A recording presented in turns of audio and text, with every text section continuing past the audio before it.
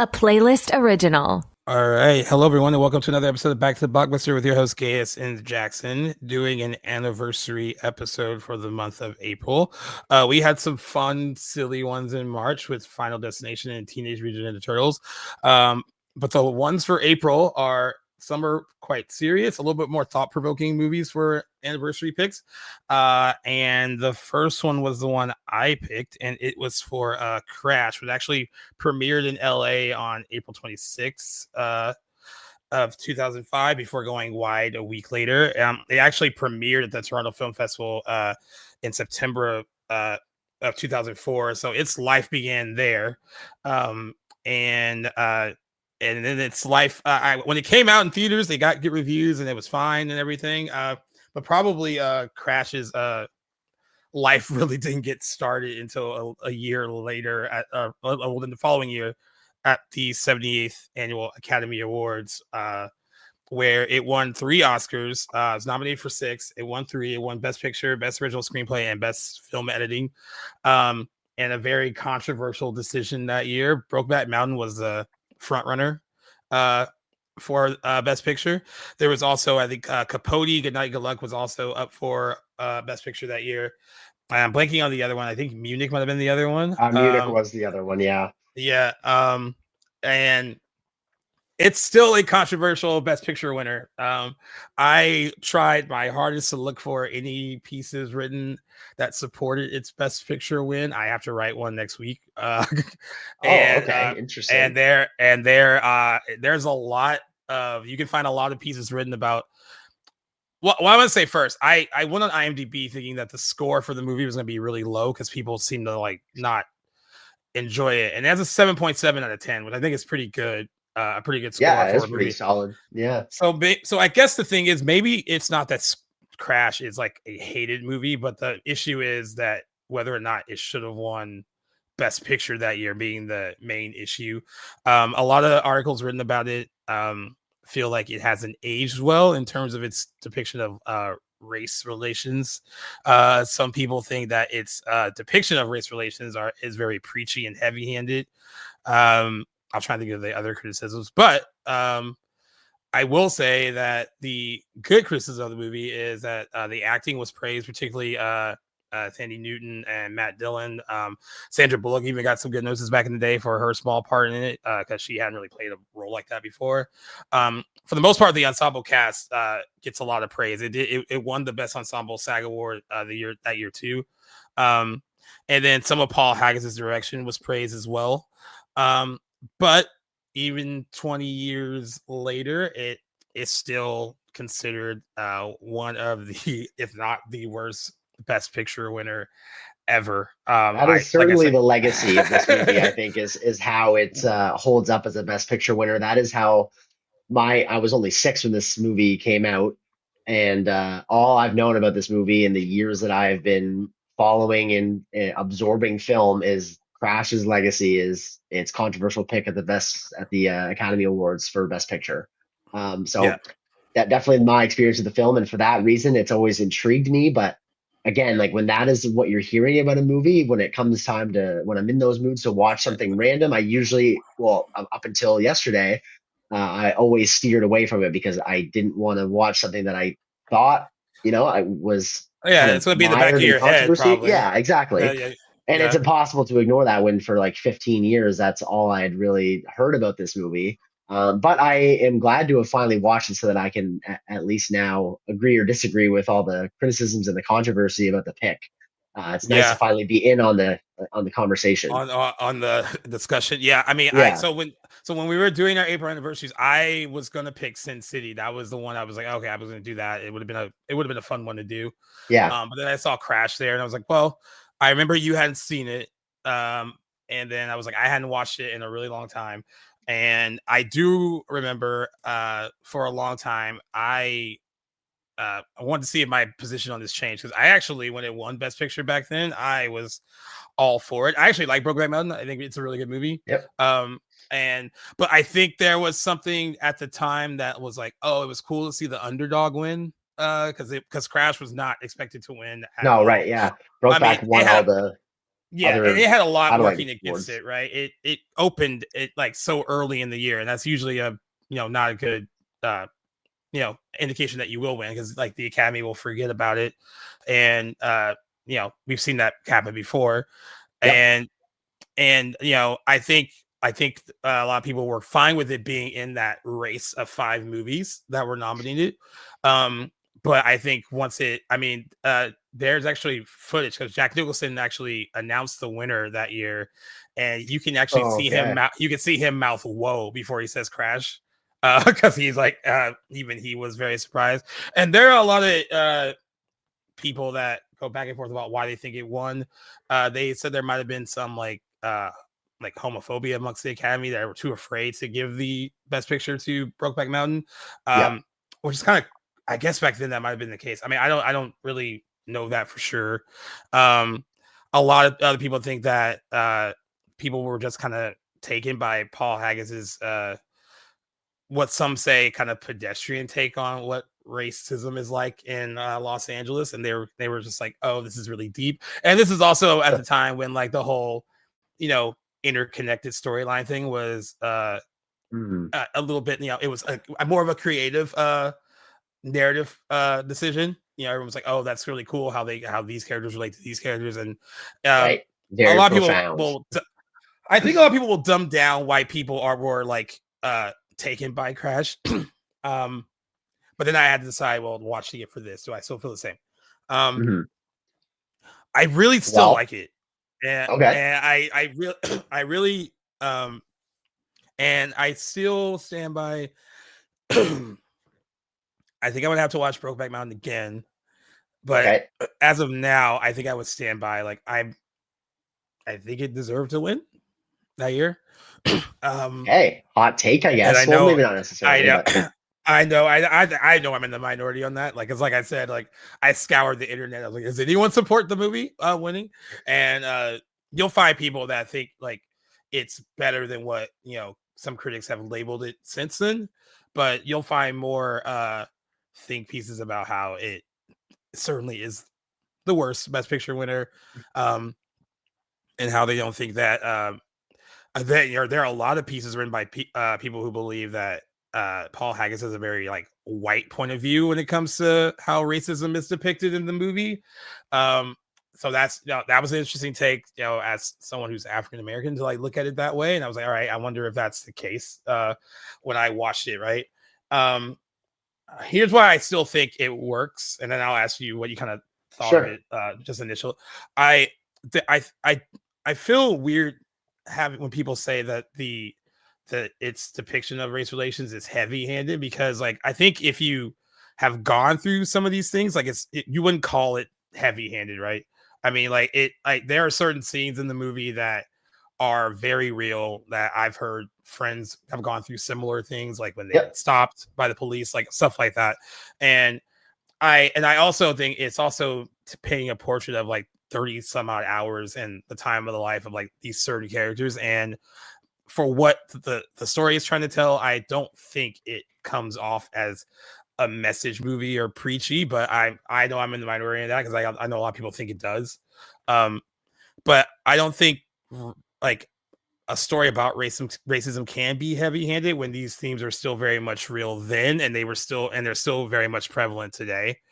Um, how he went about writing some of the stuff might be an issue. And we can debate on that, but I still think that the overall like ideas and theme of the movie resonate and are still strong.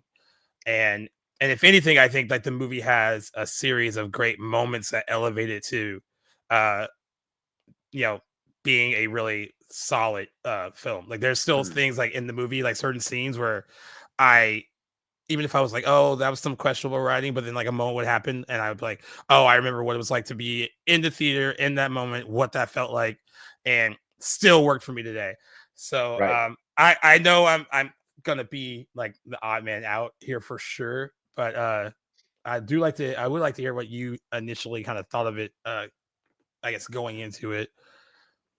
Yeah, absolutely. So again, first time watch for me. I don't have the experience of having like seen it before and how it held up like viewing wise. So it was a completely new watch for me. And like I said, all I really knew about it was its controversy. And like I went in as objectively as possible, as I always do.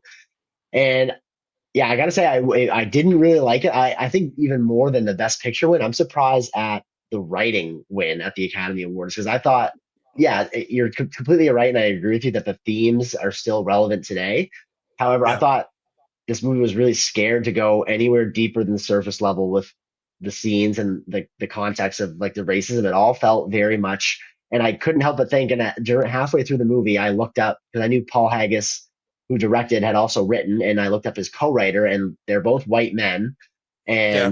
And to me, again, as a white man, I even kind of thought that this feels like a story that would have been told more authentically if it wasn't if it was written by somebody maybe more that the movie was representing like a person of color, because it did feel Right. to me like it didn't really have anything profound to say about some of the scenes that depicted like racism, or nothing about, didn't really go into anything about systemic racism. It felt, a lot of the interactions in this movie to me felt very forced.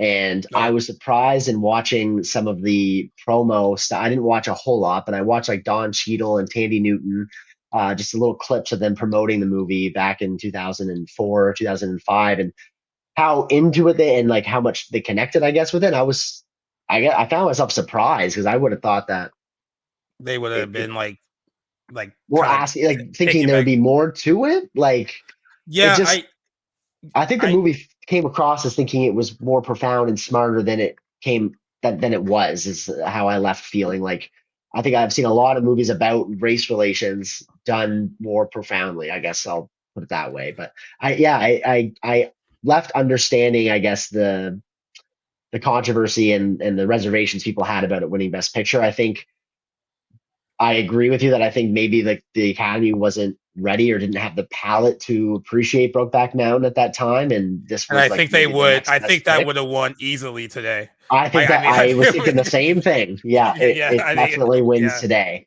Yeah. And I also haven't seen that too, and I've been again putting that one off for years. But watching this and now to really understand the conversation, I think I need to watch Brokeback Mountain next. Yeah. Um, yeah, there was a lot of other great movies in 2005 that I would have probably had nominated before this one. Walk the Line is one. When I went through the list of Best Picture nominees, I was like, I can't believe that one didn't get up there. And then Cinderella Man, as well as a favorite of mine from that year, History of Violence. It's a strong year in 2005. And with all the movies Yeah. that I've seen from that year, like I'm not putting Crash, I don't think, Like up even there. close. No, Yeah. no. It's interesting too, like you, because yeah, for those that don't know, like I guess this was like a passion project for Paul Haggis, who co-wrote it with Robert Moresco. And the film features racial and social tensions in Los Angeles and was inspired by a real life incident in which Haggis's Porsche was carjacked in 1991 outside of a video store on Wilshire Boulevard. That's where he got the inspiration for the carjacking scene with Sandra Bullock and Brendan Fraser, and then Ludacris and Lorenz Tate. And I guess what he said was when he started writing it, I guess he wanted to, what he thought about was like, I wonder what the lives were like of those people who carjacked me. And that's kind of where the story And that's started. a really intriguing premise. I like Yeah. the Coles The notes of idea. this movie. Yeah. Yeah, the idea. Yeah, exactly. I think that's an interesting route to explore for sure. It more came down to the dialogue in this movie, I found, where this movie lost its steam for me. Um, Yeah. Great example about the carjacking scene. And I know you probably have something else to say about that. I don't want to interrupt, but I wanted No, no, to no. get your opinion on like Ludacris. He's a character in this movie that I found it really hard to take his scene seriously. When him and I can't remember his Oh, friend's name. Lorenz Tate. That's the actor's name, but Okay, his yes. Peter. When him Really and generic name too. yeah, yeah. When Peter. they're walking out of that restaurant the first time we see them, and Ludacris is so up in arms about how they were treated inside the restaurant, which we don't see as the audience, and he is going Right. on about how he's been subjected to racial profiling and stereotypes, and going on about that, and Peter there is sort of providing the back and forth and contesting what he's saying, just for them to turn around and perpetuate these stereotypes about them being dangerous armed black men and robbing. I thought that was very misinformed and like handled. I thought this is exactly Yeah. what you are trying to to say is bad, and then you're perpetuating those stereotypes. I thought that is not where I saw those characters going right off the bat. I was like, oh my goodness. I always thought if their character motivations, particularly Ludacris's, was and his character, I'm gonna pull up his character's name, Anthony. If they were doing those things because they are like, this is what society expects of us anyway, so we might as well do it. And I thought that was like the direction that those characters were going in. Now, it might not necessarily been written that well to convey that, but I mean, I think, and they're like, because he also makes the point about how like, they weren't going to commit violence against other African Americans because like, that's not what they'll do. Right. I always thought that was the case with them, but it could just be like it's not just written well enough to convey like, hey, this is what society has kind of pegged us as, like, and this is what they think we are, so we might as well just live up to that. But I see your point too, if it like especially as it being a point of entry, like the first thing. But if I'm looking at it as like you're supposed to be dropped into like a day in the life, and these are just the conversations that they're having, I got the impression, and I know other people think of it differently.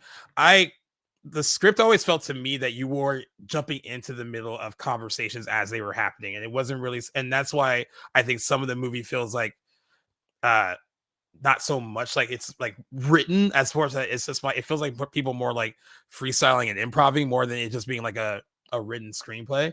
Okay. Because I always got the impression that like you were supposed to be just thrown into the midst of like what these people's lives were like in the moment.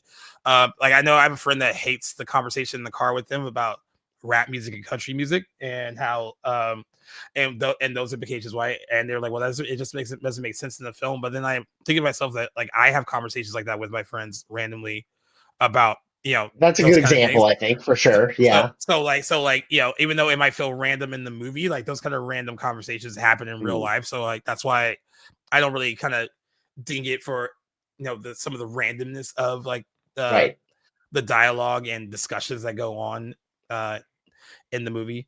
I will say this. What I did kind of notice this time, and I'm trying to reconcile it with it, there is a bit of a white savior complex in the movie. Like they're like and I didn't really notice that a lot when I used to watch it, and like I said, I haven't watched it in a really long time, but there is I feel like there's some redemption arcs for those characters who come off as pretty fucking vile, and they get off kind of easy. And that was the one thing that rubbed me the wrong way this time, is that like I was like, I felt like a lot of the stuff that they do gets like a little like slap on the wrist, and kudos to Matt Dillon, who's great in it. Like he made me hate him, and I guess that like Matt Dillon, if you talk about people who are so unlike their characters, they said that because I listened to the commentary track when the movie was over, just to hear what because it was with Paul Haggis and Don Cheadle, and it was interesting to hear Don Cheadle's perspective on all this, because he really did like relate to a lot of it. And I'm glad you brought up the whole promo stuff he did with Andy Newton, where you were surprised that they related to the material so much, and like the way he talked about in the commentary track, he really did. And because like he felt like he lived some of those experiences before, and thought that the writing depicted that pretty well and realistically. So I guess it could be perceived differently if you lived it, and like absolutely for sure. And if you think that like he really hit the nail on the head with that, but like I thought it was interesting that like Matt Dillon, they said, had a hard time playing him. Like they had to like, he's just the opposite of who that guy is, and that's reassuring to know. Yeah. He played the role really well. He did not like going to those places, and they had to really like push him. And I guess like the first scene that he had is actually not. It's the one that he has in the office with Loretta Devine's character, the Shaniqua Johnson, who he talks to on the phone. Yes, that was his first scene, and it's a lot of dialogue for him. Like it's really heavy monologue about about his father was a good man, and how he hired a bunch of African Americans and gave them all jobs, and it was a rough first day for him, but like I respect his performance a lot, but I don't like that, like considering like the things that he says and does, particularly during that traffic stop scene. The traffic stop scene. That was like, And I vile. don't think just because he saves her life, that To makes up me, the for movie that. seems like, oh, he's forgiven. And when she looks back at him, like I looked Like, at it as thank you. like it's almost like they have an unsaid understanding, like we're forgiving. Well, I'll forgive you because you saved my life. And I'm like, okay, that's just your job as a police officer, like a first Right. responder, even more so than just being a police officer. Like, is to it just also what contrived coincidence. I mean, Oh, that. I can get Well, behind all these was the characters movie? running into Was each the other movie? if it's Yeah, I not in think the movie's LA. trying to. Yeah, that's true. I guess like the movie's trying to say that we're just all like a moment from like essentially just crashing into each other, where and then these things just happen to us by Yeah, like and happenstance, right? I like that on paper. I find it hard to get behind when it's in like one of the largest cities in America by population and geography. Like I get that is Yeah. such an integral part to like the setting of the story. I kind of found it unnecessary. Like why LA? Like what about LA? Like Well, I I get think it. because like racial tensions are pretty high in LA. I mean, Okay, yeah, there's that's a. a yeah. I I think guess that's it's a good why. point. Yeah, I think that's why it's depicted there, and that's like I guess but Paul Haggis' understanding is like L.A. And I kind of wonder too for you if you were going to be able to like latch onto it because you've never been to L.A. and like if you were that's going to right. be like familiar with like a lot of that stuff, and if you would feel distant from it, or if you would still be like Hmm. still get the gist of like what that area can be like, and in the worst parts of it, and like uh how that would like for you having not been here, like would that hit you the same way that it would hit someone like me who who lives here and knows Yeah. yeah I all live in that a stuff. city with a population of like just under 90,000 people, and I don't run into Yeah. people as often as the characters do in this story in a day and a half. So I Yeah. feel like it doesn't, and I could be wrong. I don't know. I've never been to LA. Um, I think it does like a great job at portraying like the racial tensions of the city and like the country even more broadly for the time period. But again, I think like with the LA, I don't think it showcases like an honest, true example, I guess, of what the city is actually like and how large it really is. I think that this story works in any middle to smaller size city in America, and you can still get those themes across. But again, it's really not the setting that took me out Yeah. of anything. Just that, unlikely that these characters are going to interact as often as they do. I think what works for me more is like when you have characters that interact with some characters that then go on and the actions from that confrontation spill out into their interactions with different characters later down the story. That to me, I'm like, okay, Yeah. this is kind of cool to see that butterfly effect. But when we're having like Matt Dillon and Tandy Newton come full circle from the traffic stop the day before to him rescuing her in her car the next day, I'm like, okay, what are the odds of this? But more so the fact that there's this, what I interpreted to be this unspoken forgiveness between those two characters just because he pulled her from the car. I don't think that forgives, the vile nature of what his character does to her earlier. Fondling her Yeah. in the traffic stop. And it Yeah. came across that way to me, but maybe not everybody interpreted it that way. But the white savior complex, I agree, was very apparent, and at least I a mean, couple because Ryan, characters. because like Ryan Phillippe has it too when he Yes. he prevents him from arresting Terrence Howard's character later in the movie. Like, but I kind of I guess with him, I kind of got the impression that his character Tommy like had good intentions and Yeah. was trying to do the right thing, but was getting like uh just knocked down at every quarter every time he tried to do the right thing. Like, Yes. after the whole traffic stop, he tries to get a new partner and he has that whole conversation with Keith Davis' character, who's basically Yes. like, well, what do you want to do? And like he's like going back and forth with him, like, well, do you want to label him this or do you want to label that? And he's like trying to get him to like be on his side, like, well, I'm trying to do the right thing by reporting him. And he basically is like, well, like we know he basically is a racist, but like Yeah. what can you do? That's how it And like, goes. Yeah. and they kind of put it on yourself and just say you have a bad case of flatulence, so like you don't have like, so you can just ride along on your own. And I think that scene came across well as like Keith David being in the position of like, I know that this guy is a racist prick, but I'm in a position that I'm in that I don't want to risk by kind of drawing attention Right. to the fact that this guy is a racist prick, because then that pulls me into this, and then I'm going to like lose a Right. position. I could lose a position that I've fought to work for because you suddenly have a problem. So I understood the nature of that, and I understood the nature Yeah, of for Ryan sure. Phillippe's character. I think that like he wants to do the right thing, but because of the nature of the movie having several scenes where white people save the day, like he kind of gets thrown into that mix as well. Yes. It happens with Sandra Bullock later in the movie too, when she hugs her, she thanks her maid for helping her after she falls down the stairs, and like, right. And even though it's the way Sandra Bullock delivered it, it's a sweet moment when she's like, you're my only friend, basically, because like you kind of get that impression when she's on the phone talking about why she's so angry to her friend on the phone. You can almost hear the other side of that conversation without hearing it. Like her friend just like kind of shutting her up, like, I got other stuff to do, like goodbye. And she's like, okay, yeah, whatever. Oh, like she's alone and she's lonely. I got the impression that her husband, who is like the district attorney, Paul Haggis doesn't like to confirm whether or not he was having an affair with the Nona Gates character, the lady that he's with like throughout all his scenes. I got the impression that he was, and the commentary, he wanted to leave that up to the audience perspective, that like, the reason why Sandra Bullock's character feels so alone is because like she's alone in a lot of ways. She doesn't have any friends. She's isolated, and her husband's not taking care of her either. And I guess it is a lot of character stuff to throw into a movie that isn't really that long either, with a ton of characters in it. There's an argument that a lot of the characters don't get their like kind of just due, because there are so many characters and they are trying to afford time to like different stories, and some of them don't get as much attention as others do.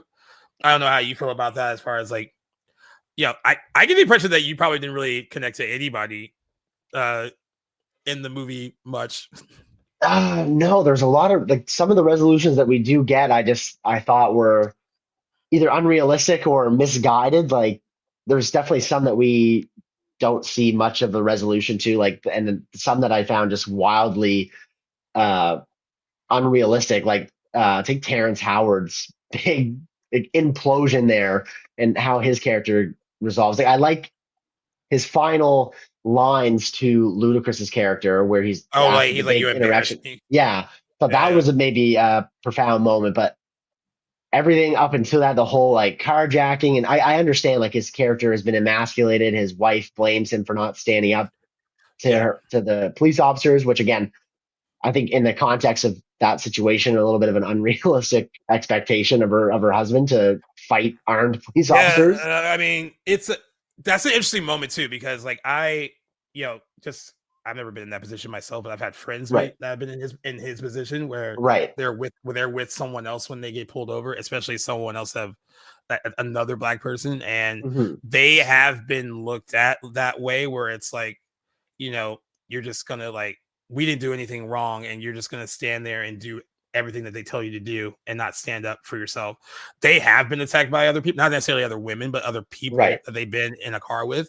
And that has become like a bone of contention, which I think that's why that scene, no matter how I think it goes pretty far, but I think it's damned if you do, damned if you don't. Yeah. And I think it is realistic, and it like just watching his face of like what he knows that she wants him to say, and then her face of disappointment, especially after he's watched Matt Dillon pretty much fondle her while he's like frisking her. Like the fact that he still didn't stand up for her, and her face of disappointment, I thought that rang true.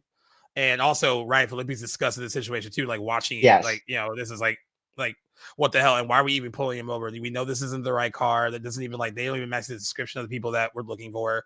Like he can tell this guy's just. And the argument for Matt Dillon's character, which actually it's the argument for all these characters, is that they seem to be going through their own personal struggles, right? Yes. And I'm not saying that, I don't want to say that the movie gives them validation for how they feel about the world and why they're so angry, but I guess like the movie does a pretty good job of like saying that, hey, like maybe if we listen to each other more, like we probably accomplish a lot more too. And like I think that's a lot of the thing in the movie, where like no one's really hearing each other, just everyone's just so kind of pent up in their own anger and frustrations, and like taking it out on everyone else, and no one is taking the time to really like listen. And I think that is the overall like theme of the movie, right? For sure. And I think that is what some people were like, they hate that, like, oh, that's the message. I know people hate message movies like that, where it's like, oh, like there's the moral right there. And I think that's a lot of the people's issues with the film. Now, I will say this in my defense of it. Some movies are good films because of like they're just well made and like they're really great cinematic achievements. And then some movies are good because of how they make you feel.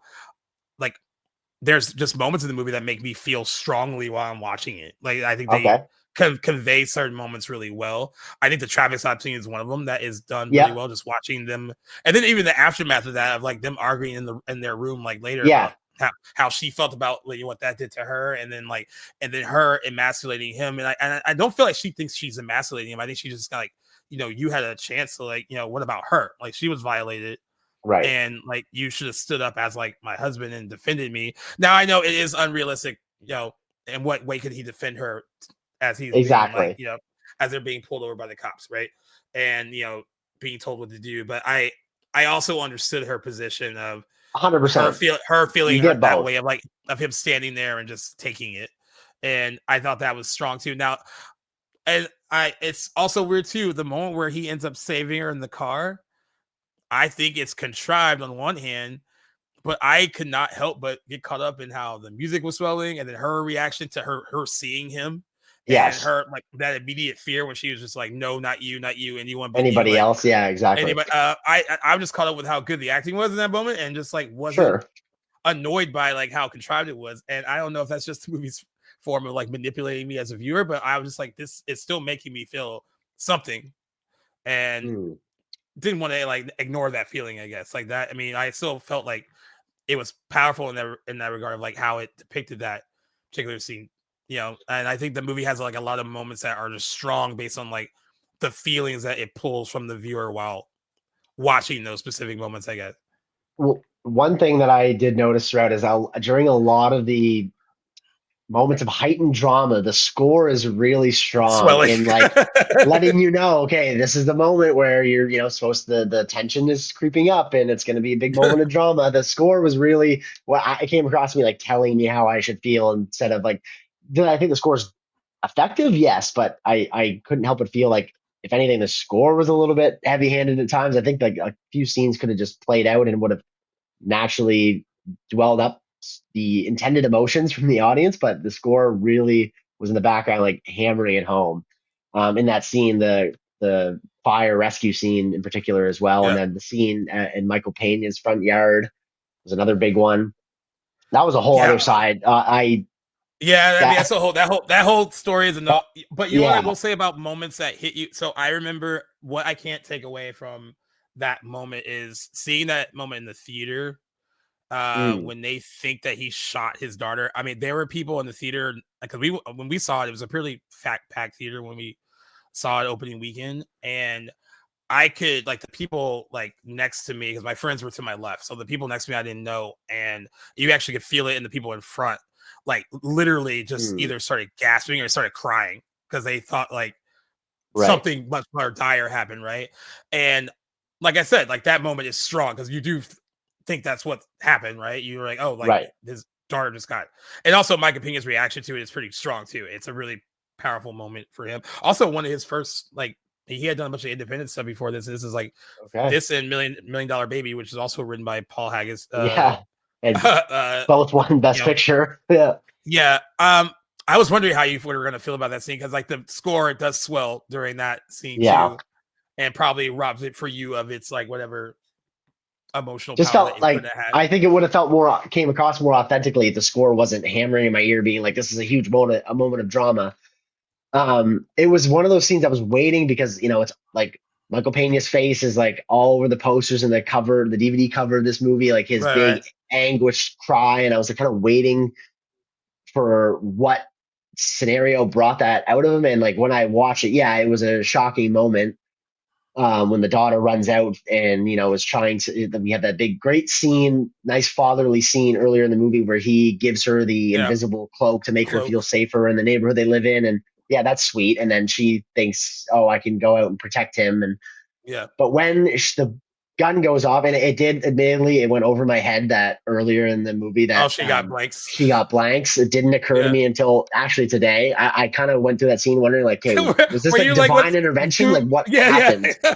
So that made me feel pretty stupid when I'm glad that I actually came to the realization myself. I didn't have to read anything. I was like, oh, that's why. Okay, I feel dumb now. But in any case, not that I like would advocate for that scene to go a different route, but it did come across to me that the movie was like afraid to really go any further than like to actually have that moment conspire I into have a some friend actual that I have a tragedy. friend that thinks that yeah, I have a friend that thinks that the daughter should have got shot. And he was like, I don't mean that in like a cruel way. I think that moment would have played much stronger if like she got shot and died. I was like, Jesus. That's And a I was good way like, of but putting it. I I guess, think it would have went stronger if she had him. It's not that I want that outcome, but it but I almost guess seems that like it's shows the going true halfway. consequence of like what, yeah, that Yes, would show the true consequence of like this kind of miscommunication between these two I think it would have been characters, much right? more impactful.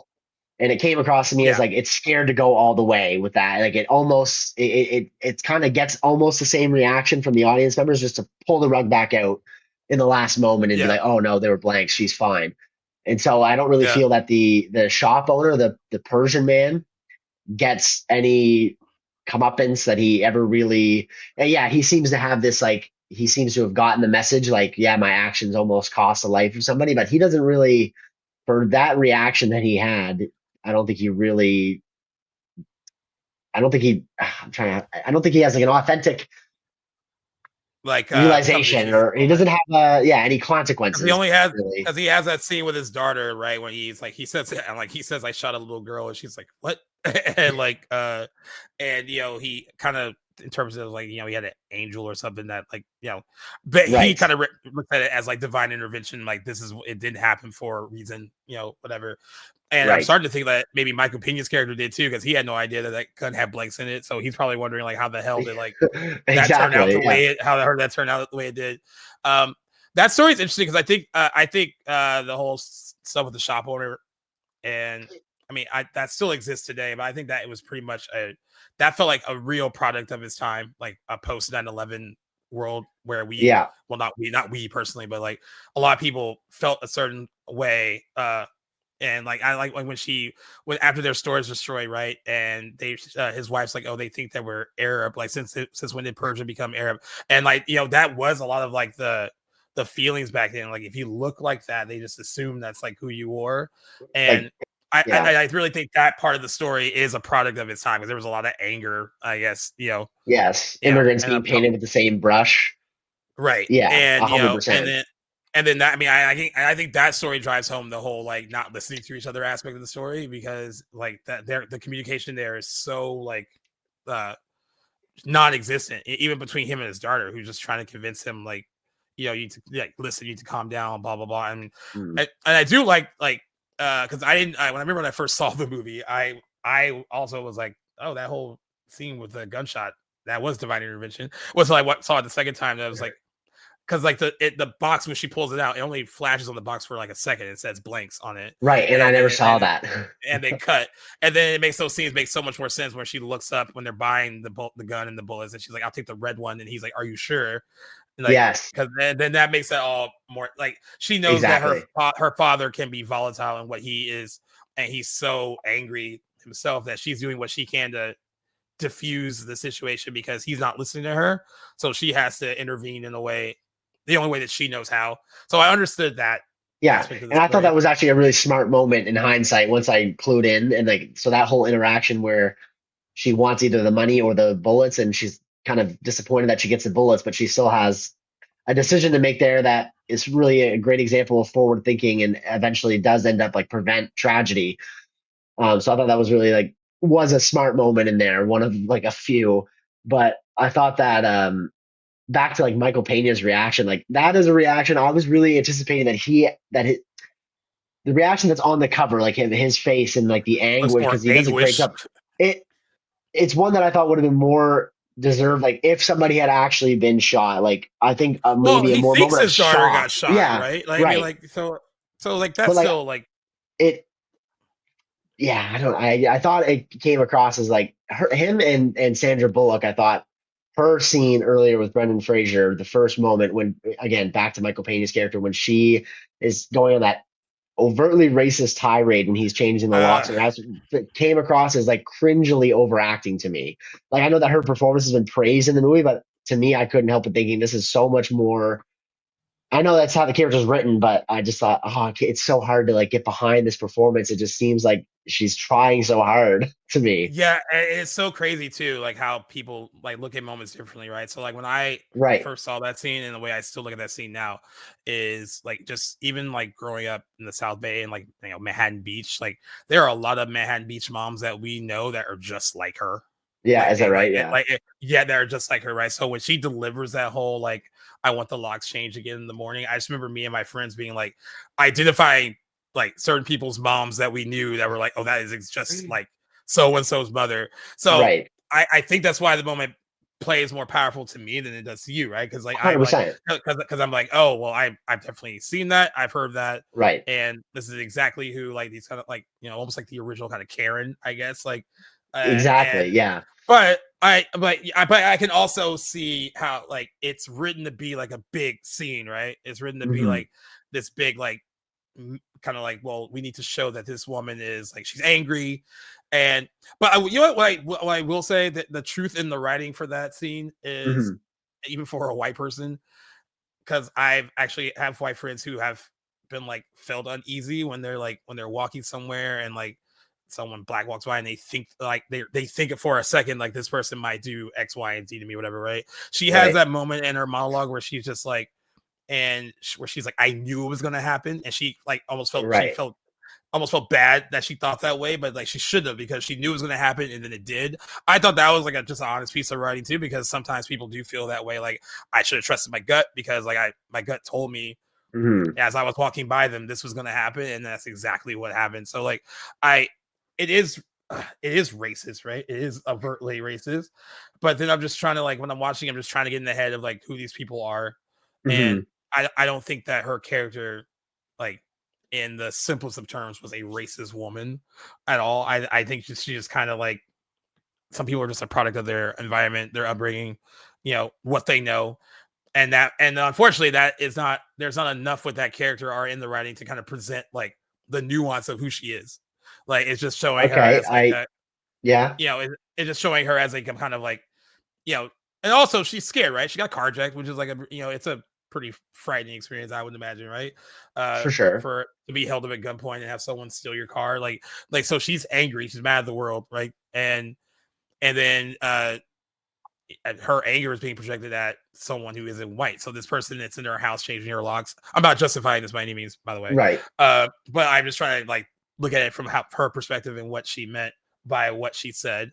But I can see your point too. I mean, it is a very like it's one of those like I'm acting moments. Yeah, that's exactly what I'm trying to say. Is it came across very strong. Like, yeah, the scene is strong, and her delivery is uh comes across as like, yeah, like strong, yes, but very much like I guess over, like really hammering the point across. I appreciate your breakdown of her character because again, it comes across as very honest, and I agree with you. Like thinking about it, reflecting on her character now, right? We don't really see a lot of the intricacies of her character. It's a relatively small role, and you can Right. definitely uh, understand that she's an angry person projecting her fears and everything upon like the people that happen to be around. But I Yeah. thought, yeah, as much as like I didn't know if I just didn't like Sandra Bullock's performance or if her character was so like despicable that I just couldn't get behind the performance, and maybe that's her just doing her job great. But I And by the way, that moment is something about that scene. that moment is perceived like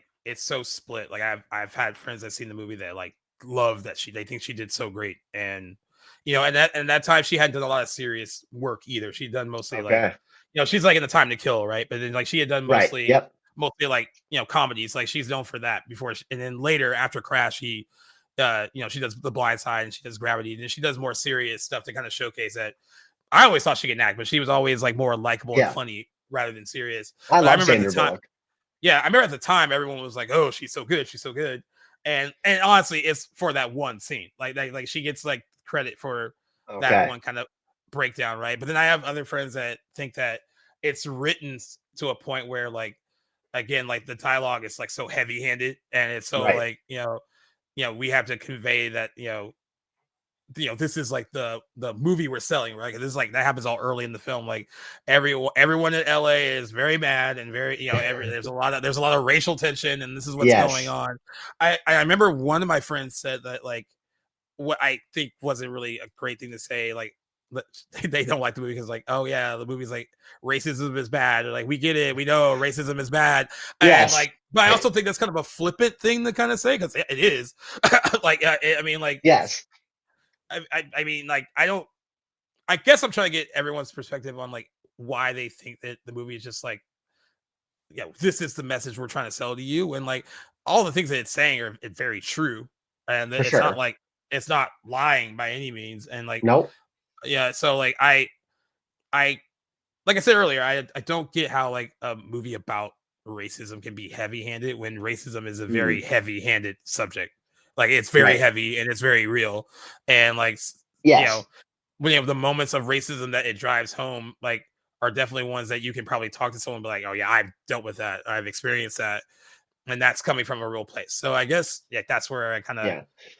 I think don't the know where. best examples that I could convey of like how I feel like the themes come across as, I keep using the word authentic and inauthentic. It's just like the best word I can come up with off the top of my head, but it comes down to like Ludacris's dialogue. Like, yes, like, are the conversations that him and Peter having like reflective of actual like inequalities and racial perceptions and stereotypes and Yeah. systemic racism? Yes, absolutely. But I think in the manner in which he brings them up and so matter of factly, and so I just feel like a lot of his delivery isn't how people would actually talk on a day to day Well, basis. And every conversation that not, I think like 95% of the conversations in the movie are directly related to race. But I think yeah. all of Ludacris and Peter's, or Anthony, I'll call him by his character's name, all of them directly bring up race. I thought that does not seem to me like how people actually talk in real life. Like, he's is from the get go till the end of his character's arc. Like, every Yeah. single, it just felt forced. Like, like, we're bringing attention to these themes, yes, and like, is there validity in those? Yes, but the way in which he's delivering them and bringing them up, I didn't think was conducive to how people Like, really honest. talk. Yeah, and so that, again, it's more of a writing thing more than Ludacris's delivery. But it just didn't feel to me like that is how people actually discuss things in real life, when he's coming out and he's talking to Peter and saying, like, that the white woman in that whole hour and a half it took us to get, we didn't get offered coffee once, and every other white person in there did. And I don't Yeah. know, there's lots of other examples, specifically in the first half of the movie. I think one of the worst offenses to me, writing wise, was when they hit that No, the gentleman when they're Asian guy. driving, and he's pinned under the car, and they're having this like 5 minute conversation at the front of the SUV about what to do about it. I thought this was, I couldn't get And behind the dialogue in that scene. they keep calling him a Chinaman, and Chinaman, like yeah. Again, I whole, didn't I get realize the until theme. watching it for this that, like, some of it felt like some of the writing felt very sitcom-y, zany. Like, that whole, like, when Yeah. they hit him, it felt like Yes. kind of That was like one of the the moments for me. what was this ragtag duo going to do like to fix their situation, right? Yeah. It also happens again. I guess when that Asian guy's wife goes to finds him at the hospital, like late in the movie. Who we actually, Right. who I didn't realize that we actually meet early in the movie when she rear ends. Right. Yeah. The whole thing with Jennifer Esposito, and what's interesting too. I forgot that the movie starts like.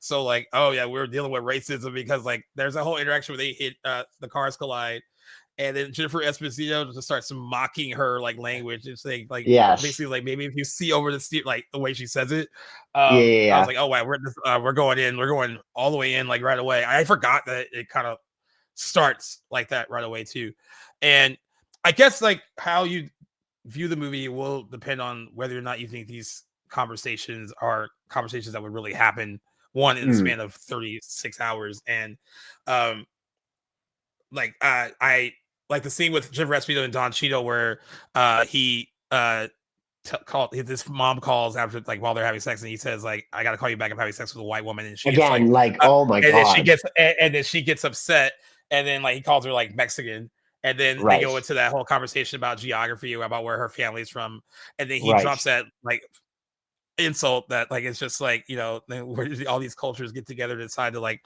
park all their cars on their lawns. And again, that scene is just like, whether or not like the point of it being there is to kind of show this kind of divide between the races, right? And I guess also to show that like racism doesn't just exist between black people and white people. Like other people are intolerant of each other people's cultures too, Right. and at times and are very ignorant to other people's cultures. I think that is the point of that scene. Now, whether or not you think that point is driven home enough, like in the right way, or if it's just very superficial, like, oh yeah, well, we're trying to show that like all of these superficial, I think, is a great word choice there. That is kind of, I think, how I came across feeling throughout most of the movie. Like, you could say surface level, or like that it didn't really go in deep enough. I think superficial. Thank you for that. That is exactly kind of how I felt. Not throughout everything. Like I said, there's definitely genuinely good scenes. I think the traffic stop would be one of those moments where I'm like, hey, like, this is a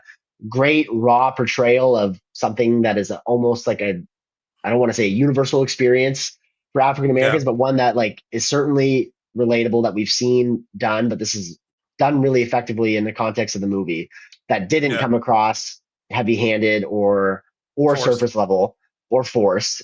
But again, I think a lot of the other moments in this movie did come across superficially. And again, I think that came down to the writing team not fundamentally being able to relate to the experiences of people of color or immigrants. And that's why I think that the movie did come across superficially, because like, it's just, I think if there was maybe a more diverse writing team behind it, I think we would have had some more profound, deeper interactions with some of the characters in this movie. That I wonder if they felt, because like Don Cheadle, he's a producer on the movie too, and I wonder if they felt because he was a producer, if that was like enough. I mean, I didn't know that, so maybe, No, I wonder. I mean, I don't even know how much they consulted with other people on the writing, because like, I mean, it is something I never really thought about, that two white men wrote it. Right? Like, even when I first saw it, I never thought like, oh, like, you know, I always felt that it was just a fascinating movie, and it had like the vignettes are like very fascinating, and the conversations that like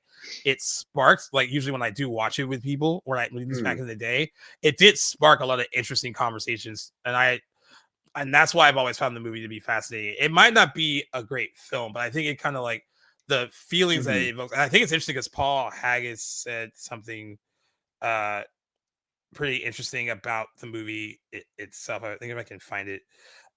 He was interviewed in 2015 about it winning Best Picture, and he says, "Was Crash the best film of the year? I don't think so. There were great films that year. Good Night and Good Luck, amazing film. Capote, terrific film. Ang Lee's Brokeback Mountain, great film. And Spielberg's Munich. I mean, please, what a year. Crash, for some reason, affected people. It touched people, and you can't judge these films like that. I'm very glad to have those Oscars. They're lovely things, but you shouldn't ask me what the best film of the year was, because I wouldn't be voting for Crash, only because I saw the artistry that was in those other films. But what I will say, for some reason, that's the film that touched people the most that year. So I guess that's what they voted for, something that really touched them. And I'm proud of the fact that Crash does touch you. People still come up to me more than any of my films and say, that film just changed my life. I've heard that dozens of times. So it did its job there. I mean, I knew it was a social experiment that I wanted. So I think it's really good. A really good social experiment. Is it a great film? I don't know. Okay. So I like that he's not very self-indulgent about his work. Like, that's like a good response. I think if you ask the director of Amelia Perez that same question, he would be like, "Oh, yeah, exactly." There you go. But I think that kind of describes how I feel about the movie too. Like, there's something about it that like elicits feelings in me, and I don't like. And I could get every single point you're making about the writing, like some of the scenes being contrived. Like, I even as I was watching certain scenes be contrived, like the scene where like Terrence Howard finally goes off because he had that whole scene at his job where, like, you know, with the Tony Danza cameo, where he's telling him how Jamal should talk in the scene, and like basically implying that Jamal should talk like street or black, and like, you know, he's had enough, right? And I get the boiling over point that he's I agree with that too. And the whole scene where he gets stopped and it's Ryan Phillippe, and like he's like saying like, you know, I know this guy, right? am fully aware that scene is contrived. But like what got me the most though is like watching like Terrence Howard's eyes just swell up with tears when he's just like, "What do you want from me?" And like he's just like he's just so angry and so like Yes, done, and you feel that.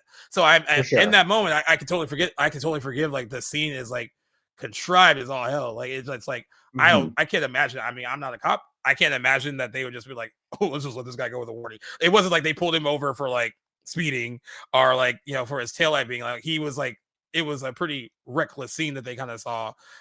I think they saw part of like the whole like carjacking starting and then him just Right. copying his car, right? So like the whole scene feels forced, but I was just caught up in the moment of like how that felt for Terrence Howard's character in that moment. And then I kind of Um, forgot that the scene doesn't really work entirely on its own, but definitely felt the emotion yeah, from him in that scene.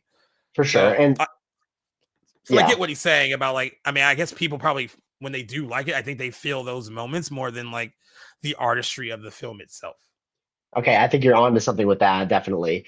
Unfortunately, maybe with me just like, having no relation to Los Angeles, like to being like a white person myself, not fundamentally relating to the experiences of like majority of the cast, like maybe that's why Yeah. a lot of it didn't come across me. But I think I would have appreciated this movie more if maybe that the characters were represented by maybe the writers. I think that would have hit home a little bit more for me than like what I just imagined Paul Haggis like writing this story and like having a bunch of interwoven characters experiencing racism and perpetuating Boy, this is racism. Be so like, deep. this is profound. Like, people are gonna love this. Like, that's just kind of how I can't get that image out of my head.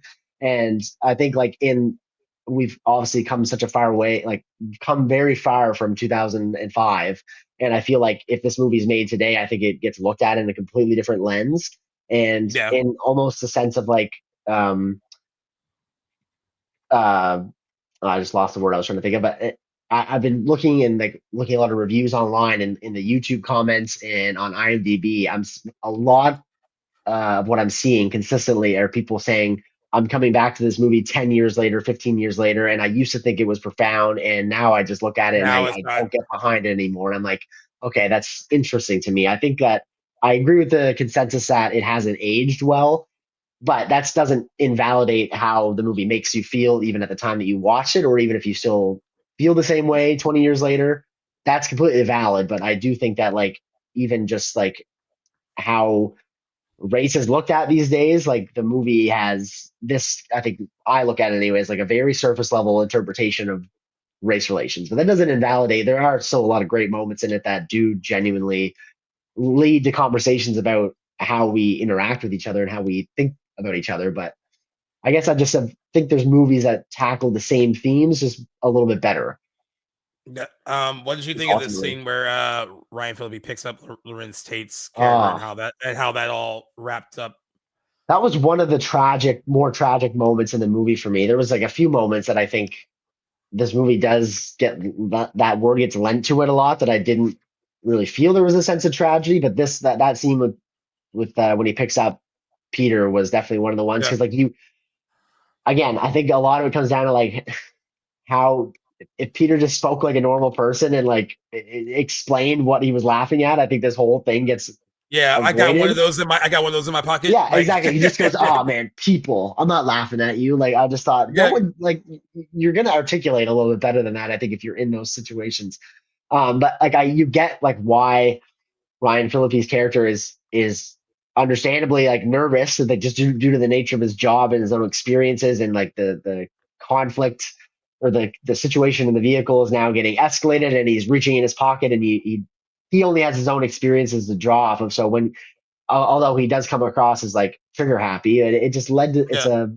great example of that movie how miscommunication like led to tragedy, and so it was also disappointing to see like a character who was one of the only moral fundamentally compasses good. in this story then Yeah, betrays everything that we've seen him uphold throughout the story by not taking accountability for push what him out the I car think and then just leave. Yeah, and ditching the body. Like I do think that if he called that in and that was examined objectively, I think he can articulate his way out of any like any serious repercussions there. I think he thought, oh my god, I'm going to go to jail for murder. When I think if you objectively look at the scenario, it doesn't what play out that happened. way. But he Uh, is all for justice up until he's the one until that is, yeah, yeah, faces any consequences. And then I thought that was disappointing that his character goes out that way. I I love will his say that performance. overall, actually think Ryan Phillippe is really good in the movie. Yeah. It sucks that at that time they used to call him like like Mrs. Reese Witherspoon because he was married to her and she was the bigger Oh, I star didn't know of the that. two. They were the biggest. She was the biggest star of the two of them at the time. But like he's shown up in some really good movies and has really put in some good work. And I think he is really solid in here. Like it's like you're meant to like him, right? Like like you Yeah. said, he is the only real. Well, I guess he's not the only real moral I mean, there's nothing wrong with Terrence Howard's character. He's just put in Yeah. a really awful situation and like Yeah. and doesn't know what to do with all his anger. But like Ryan Phillippe's character, at least on the side of like, the cops and all that too. Like, you're seeing early on like how he responds to the traffic stop. Like he's not one of them, right? And Right. that scene overall probably ends up being my favorite scene just because of he is trying to do the right thing, right? But I do like the scene that he has with Matt Dillon when Matt Dillon finds out that he switched, doesn't want to be his partner anymore, and Matt Dillon essentially tells him that you don't know like what this world is like, you only have a fundamental Right. understanding of what this is like, right? And unfortunately that scene proves his point. Like that even that someone as nice and good as he was, he still prejudged him in that Yes. car because he looks down at his shoes, which are covered in mud. He looks at his sweatshirt, which has a rip in it. And then from that moment on, he changes his perspective on who he thinks that he is. Now, Right. I had a friend that thought that maybe he thought that he realized that he was the guy that ran off when they were the whole carjacking Jamie I Lee think that Curtis. would have been a And stretch. Yeah. and I was like, I don't think that's the case. I think he just looked at him and was like, and just judged him based on like what he was wearing and like all this other stuff. And then the whole conversation about like when they bring up ice skating and he said he wanted to be like a goalie and he kind of like insults him by saying like, because like the whole stereotype is that black people don't like hockey or we don't play hockey and like Right. whatever, right? And like that whole scene I think is probably the best example of that miscommunication between two people. Like, Yes. they're just not hearing each other at all. And I think it's a strong scene because it calls back to, not saying that I wanted Matt Dillon to be right by any means, but I think what Matt Dillon was trying to tell him though is that like this is not all like sunshine and roses. Like you might think that like you can navigate all these things a certain way and you just can't. And that's what he Exactly. was trying to tell him. And that moment proved his point, and also that like you're also not so far removed from making snap judgments about these people too. I think Right. that's what that also kind of shows, that even really good people, can kind of succumb to stereotypes, assume the worst about Absolutely. people. And I think that overall, that's why I think that scene, even though it's really tragic, actually, how it plays out is probably the strongest scene in the I movie for me overall. Like, just because I think that scene sums up what the movie is really trying to say, and like Yeah, the I short completely agree. and the shortest amount of time. Like it's just like, oh, that's exactly what this movie has been driving home for like a hour 40 plus, That right? So like scene is like a microcosm of the entire film and what it's trying to say in one scene. I completely agree. And that was one of the better written scenes, one of the ones where you can kind of like understand where both characters are coming from and they're both making mistakes and just one of them happens to pay for it more. And it also, like, I think it's great how it, as much as I don't like that, that's the outcome for Ryan Phillippe's character. And it's great how it kind of does undo his arc in a way and calls back to Matt Dillon's warning to him, which again, like, I get what Matt Dillon means when he's warning him about like just wait till you do this job a little bit more. But it doesn't. the I find I have trouble how he can justify himself and like how he conducts himself at the traffic stop with Tandy Newton and like I don't know how like being in that job or traumatized or just so um like forgetting the again I'm struggling with my words today, but just so like no, desensitized is what I'm trying to say with like the yeah. job that like that's gonna cause you to like assault people and grope and molest people at a traffic stop. I guess like his warning makes sense to how it applies to Ryan Phillippe's character, but when applied Yeah. to him and his actions, I just find it those things just don't correlate to me. And like it seemed like the movie was trying to say because of what he was going through with his dad, that's why he is the way that he is. Like he, Right. and then also like the he's in a position where like he can't get the care that he needs to get for his dad, that he Right. feels that his dad deserves, and that is why he's so mad at the world too, right? I there's a stronger message there that you can be mad at the world that doesn't make you a racist, I guess, right? You know what I mean? Like Right. you can be angry, and I debate with my friends a lot about that character, whether or not he's just an angry person or if he really was a racist. I actually think Matt Dillon's character was like of the characters who were like, I wonder if they're racist. Like, when you think about Sandra Bullock's character, and like, I think Matt Dillon's character was racist, and Right. and like, and I guess like Paul Haggis on the commentary track said that the scene where he is trying to talk about how good his father was meant to show that despite having a good man like that as a dad, he still turned out to be a racist, and that's what that scene was supposed to convey, right? And and I do like that she says like she basically like you think that she's gonna like turn and be like, oh, like I understand, but I love that she says like, well, that your dad sounds like a great person. If he would have been the one that came in here, I would have totally like helped him out. Right. And I do like what that kind of says though. Like I don't know if like Paul Haggis really sold that idea that like completely that like you can come from the best well-intentioned people and still end up completely corrupt and horrible, and like that scene was supposed to convey that he had a good example and still ends up mad at the world. He still ends up a racist. He still ends up in a power position and being a racist on top of that. And there's a lot of like you said, I think there are a lot of ideas on paper that like are really like good to explore. It's just like he is throwing like it's interesting because we covered higher learning, and like I don't know if I have to think about it more, but like I wonder if you probably think that movie covered those particular race relations better than this one did. Absolutely. I actually thought I did think about didn't go too much into it, but like one of the scenes in Higher Learning that crossed my mind while watching this is the elevator scene early on. Right. I can't remember the character's name, but when she like clutches her purse a little bit when Christy Swanson's character, like when they exactly. That Omar scene, Epps, Omar Epps, yes, that scene crossed my mind. I'm like, that is a much more subtle display of like racism, and how that movie tackled subtle racism did, I think, a lot better than this movie. But back to Loretta Devine's character, how do you find that? So again, I love that scene and how she kind of puts Matt Dillon in his place there in the insurance office, but to me, and I want to see how you reconcile that scene with her behavior in like the final scene of the movie when she gets rear-ended. I thought, oh, here we go. This to me just undid like that great moment earlier in the film for her character, because she's just now perpetuating racism to somebody else. But what did you think that moment say more than I'm getting? Well, I guess the message is supposed to say that like we all have it in us to act that way. I mean, like even like someone who is black could like easily like like make fun and poke at fun at someone else's like, because everyone's capable of being ignorant, I guess, is like what the movie's trying to say, right? And also I think that was another kind of zany sitcom moment too, because of the way it kind of happens at the end. And I know what he was trying to do there, right? Because like it's like, oh, now we have another like moment where like these worlds have like different worlds have collided, and now like we're and like and I guess like sometimes the way people live their lives, like we all are one moment away from like some kind of like not like physical collision, but some kind of interaction that can alter our lives, change our lives, like whatever. That's what the movie is really trying to say.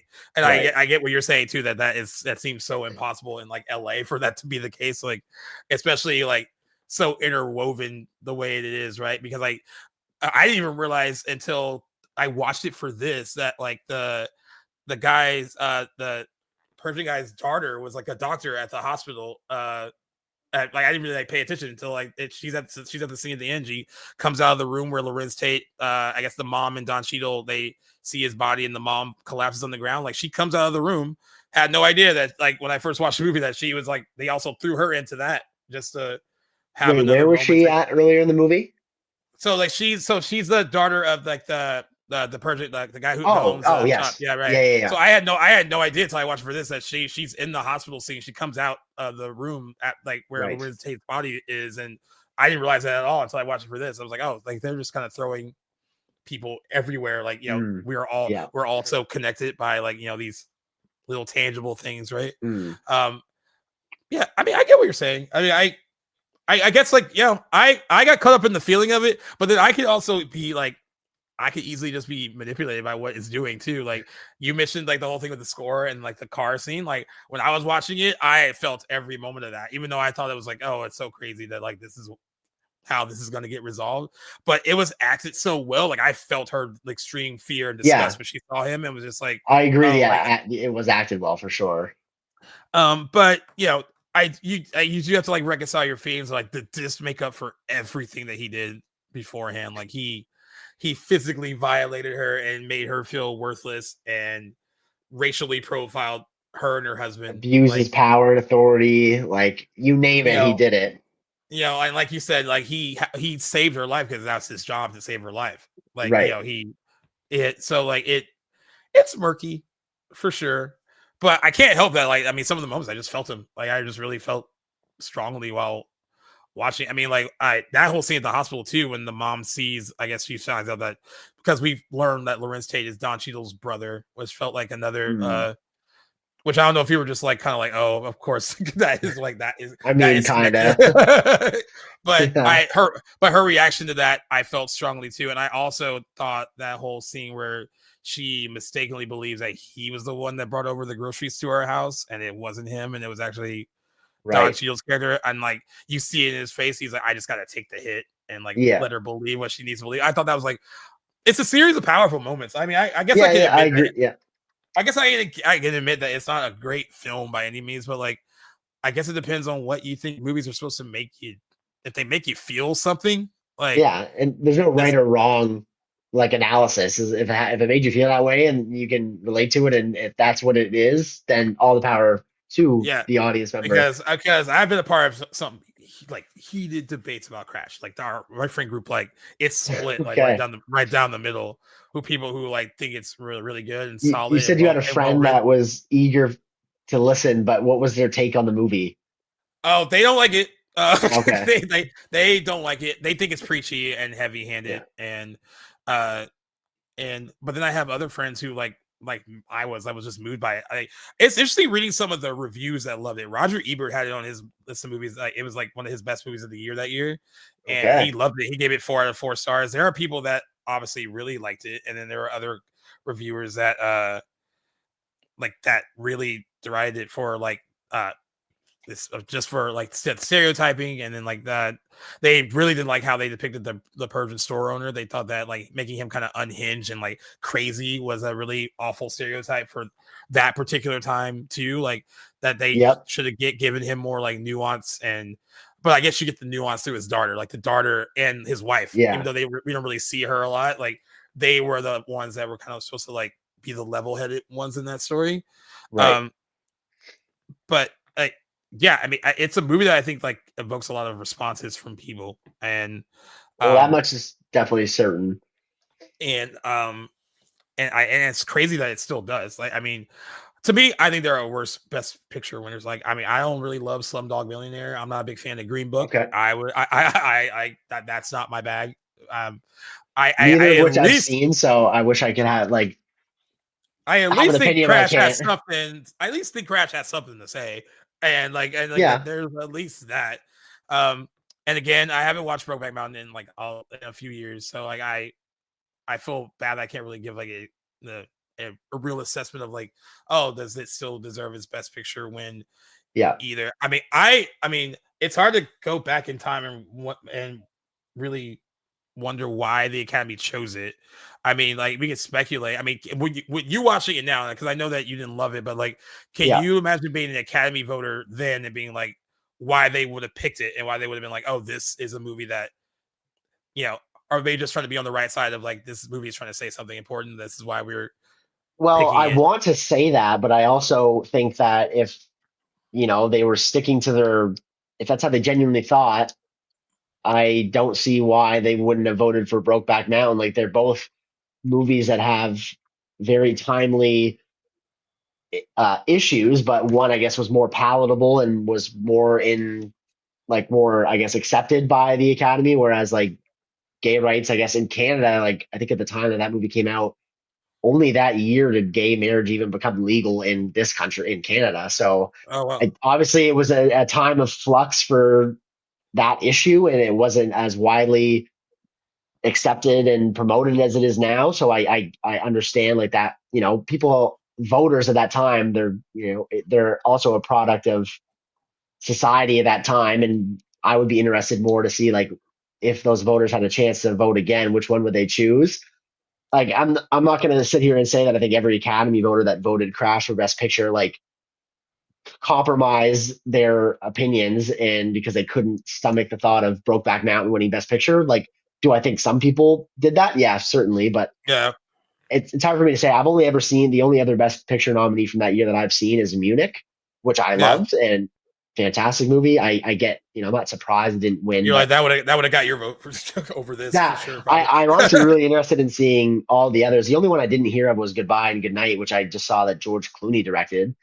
Yeah. Or really is not, what is it? It's Good Night, Good Luck. Yeah. Good Night and Good Luck. Sorry. Yeah. Capote, I've always really wanted to see, and I know Philip Seymour Hoffman won for that role.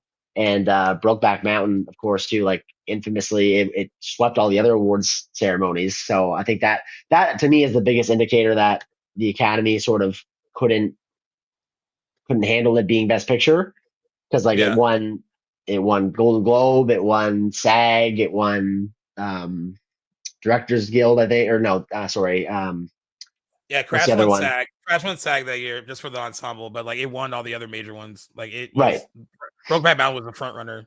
Right, sure. Exactly. So, and apparently you could feel, like they said in the room, like the room just kind of like, well, the Crash people were excited. They got up and cheered. I don't think they expected to win either. Oh. I mean, they were just as surprised as anyone. It's really the critical divide. Crash was on 13 top 10 lists that year, the year that it came out. And then you'll see reviews that call it a movie of intense fascination, and others that say it's the most compelling American movie to come around in a long time, saying that it sees and inviting audiences to make preconceived notions about the characters and then complicates those notions. And then some people say it's not just one of the best Hollywood movies about race, but along with Collateral, one of the finest portrayals of contemporary LA life, period. And then you will go on the opposite of that, and it's like some people will say that it only confirms what we already know about racism. It's inside every one of us, and that's not deep. There should be a starting point, not a startling revelation.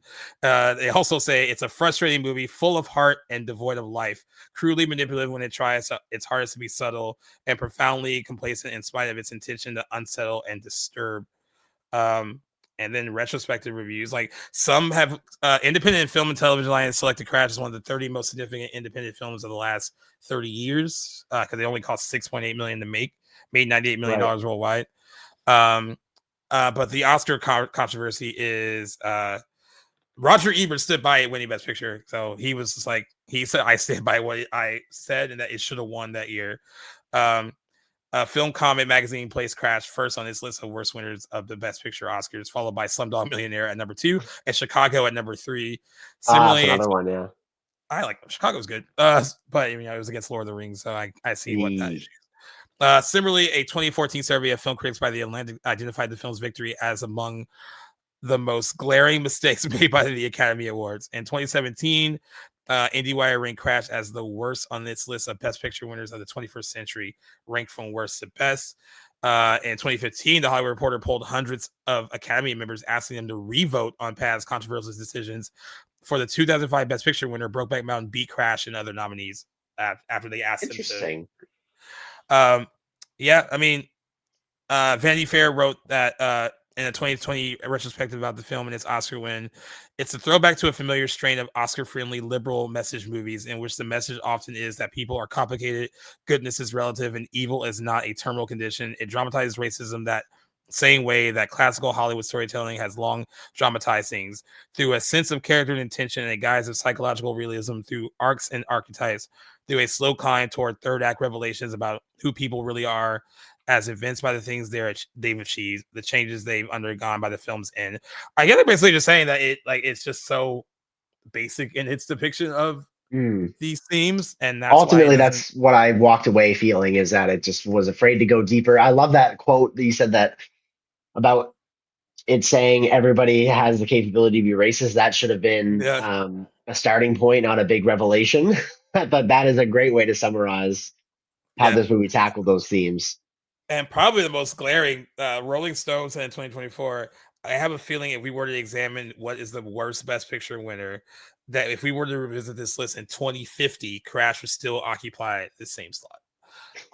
Oh, okay. Yeah, that's a pretty, yeah, that's But pretty damning. what I do find interesting though, I know that I shouldn't use IMDb as a parameter. I really thought the scores would be lower because of how people feel about it, and I was surprised by the score being as high as it is. Like, I mean, I would assume that years later that they would go back and just vote the movie down. Like, now I didn't look at like what it's voted, like how many people gave it ones or twos and all that.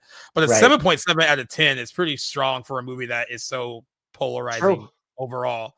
And like, so that's why I said earlier, I wonder if the issue is Crash a bad movie, or is a bigger issue like no, Crash is just a bad Best Picture Best Picture winner? winner.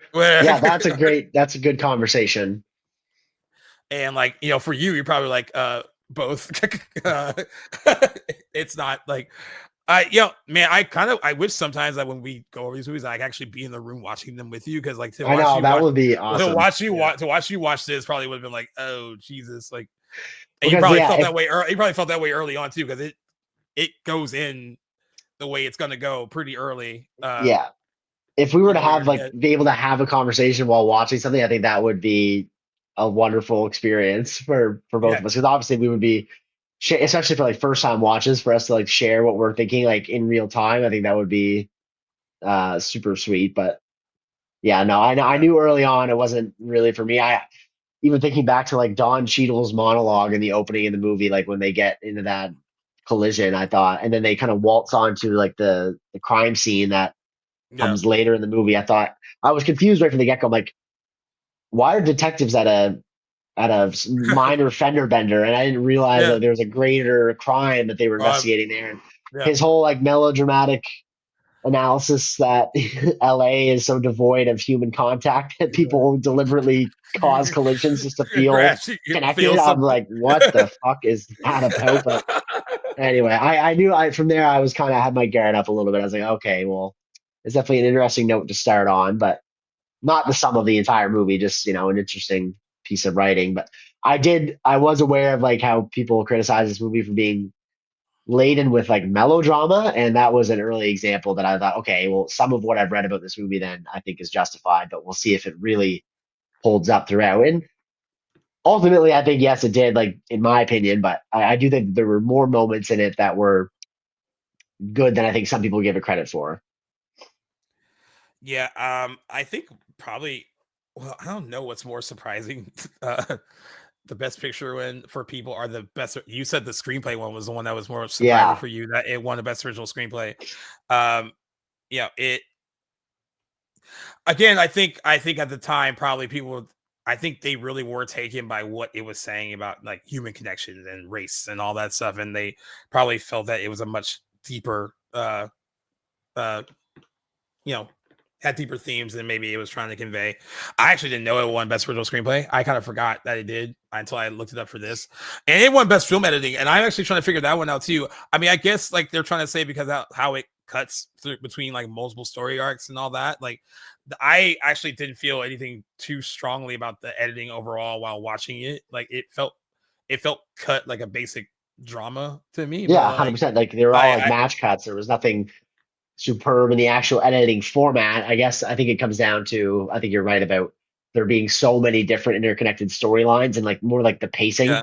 maybe is what it's Yeah. recognized for, because there's nothing spectacular about how it's edited. But Yeah, I actually didn't see. I was like, oh well, that's interesting that it won that. Um, but yeah, it's yeah, it's gonna it will probably go down in history still, even though I think there are yeah, worse offenders. I think there are worse offenders of it. But I still think that any decent movie evokes any kind of conversation, whether it's good or bad. And I think I don't know if it's a legacy that it wants, but it does kind of still spark this conversation about like its quality versus the all the accolades it kind of achieved in that moment. You know, I think acting wise, it's strong. I think like I don't think there's a bad performance really in the bunch. Like I thought everyone was really good. You know, Matt Dillon got nominated for an Oscar for it, and I was trying to figure out like what scene, if any, what was a moment for him. And like I guess that's just the part that he played someone just so unlike himself and so despicable. But Right. then he has that one big monologue with Loretta Devine's character that is actually pretty good.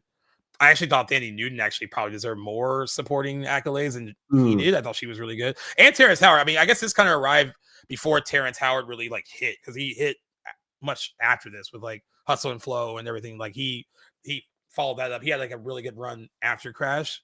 But like, I think the performances are better than like, you know, than maybe people give him credit for. You probably wouldn't give this movie any Oscar nominations at all, but but yeah, it now is the acting an issue because of the screenplay for you, or like, or did you have any issues with like the acting overall? Were you like, or just fine? No, I think it really came down mostly for screenplay. I think maybe Sandra Bullock would be the one example, like that I thought, like I think I didn't like what her character, like how she was written, and I also thought that she could have gave it maybe a more. I think her performance would have been stronger if it was more subtle than if she was just screaming racial stereotypes in Michael Pena's general direction, like really, really obviously. And I think she like comes across as like, I think her like escalated delivery, it came across as like good acting. I just thought, yeah, she's just playing an angry person. But I think she's a wonderful actress. Don't get me wrong. I just think there's nothing really in this movie that did anything for me with her. Everybody else, yeah, there was definitely some performances I didn't like, but I wouldn't say it was down to like the actor. It was more just the writing. But with the exception, I think like I did like Matt Dillon throughout. I liked Ryan Phillippe throughout. I thought Tandy Newton was incredible throughout.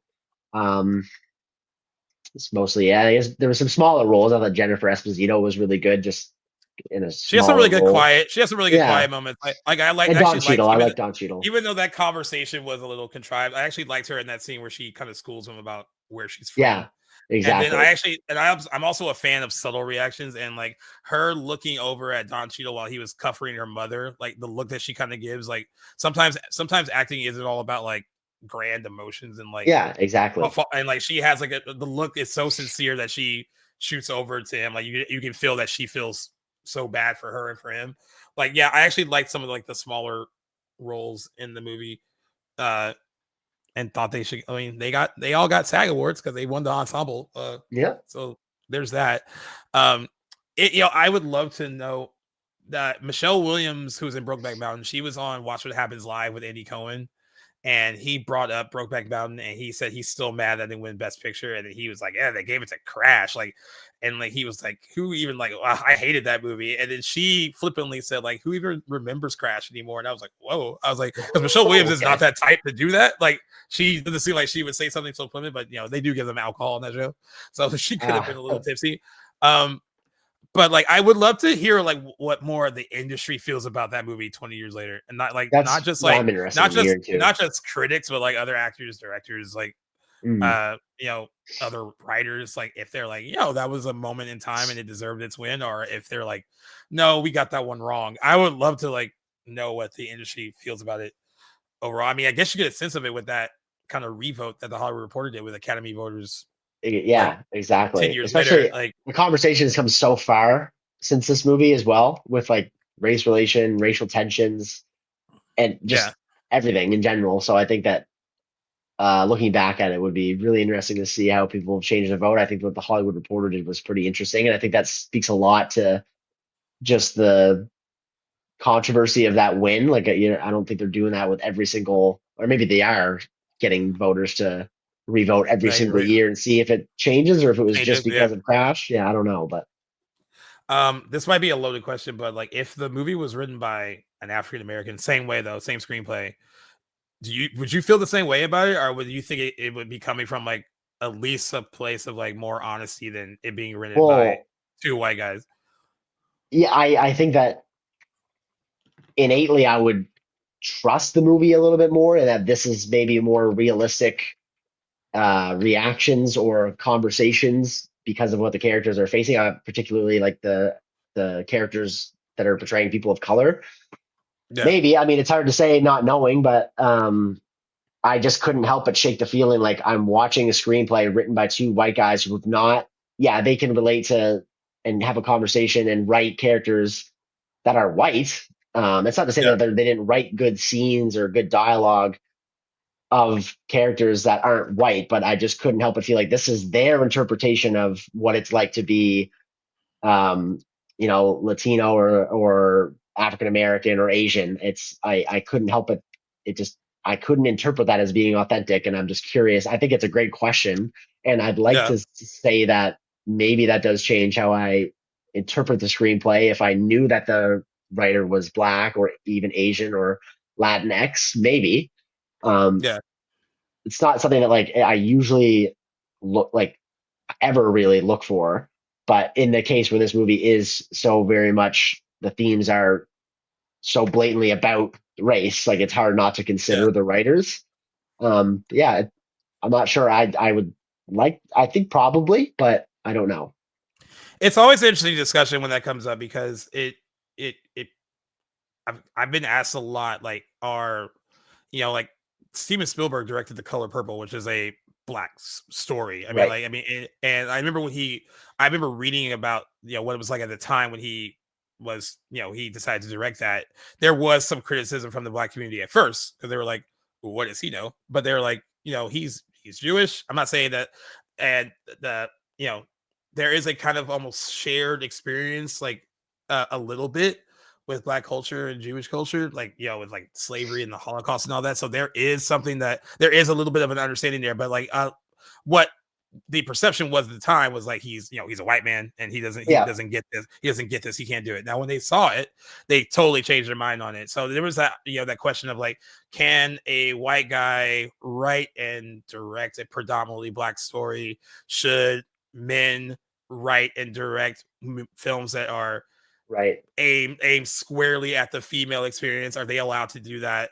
Um, I struggle with it because I think if you can come to it from a point of like honesty, I think you can. I don't think like it's almost like, I don't know if it's the same, but like I wonder if it's the same as saying like a straight actor can't play a gay male in the movie just because he doesn't fully understand like the experience. Like, you're still, Right.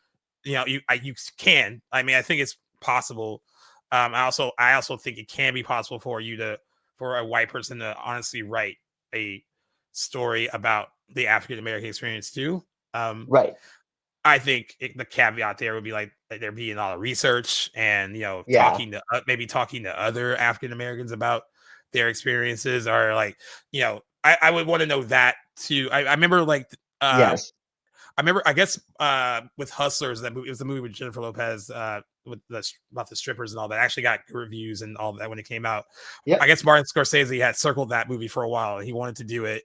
And a woman ended up directing it, and not to say that Scorsese would be a sleaze, but they were saying that like there's a difference between how a woman would direct that movie and actually empower all those women on screen, and if a man would have directed that movie, it Right. would have come off more sleazy and sexual and not empowering.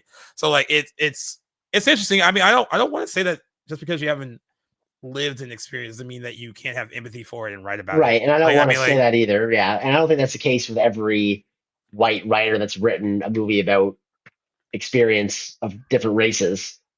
But I yeah, think this would be the exception, not the rule, I guess. yeah, This yeah, is how I came across it. But yeah, no, absolutely. I completely agree. I think your comparison to like a straight actor playing a gay character is a great comparison to that conversation. And I completely agree. I think it's possible too. But I think you will inevitably miss out on the nuances of yeah. somebody writing about the experience of their own, they're not, I don't want to say their own Their own people, like, but you know what I mean? yeah, Like their own, yeah, their yeah. own like kind of lived experience. I mean, like, Yeah, exactly. I think we pointed that out too when we were talking about higher learning, and we were saying like it felt like the Christy Swanson role, like John Siegel didn't really know how to write that the same Yeah, way that he wrote like Omar Epps and the rest of the characters, like because right. he's not a Caucasian woman, right? So especially at Sure. that time, he did.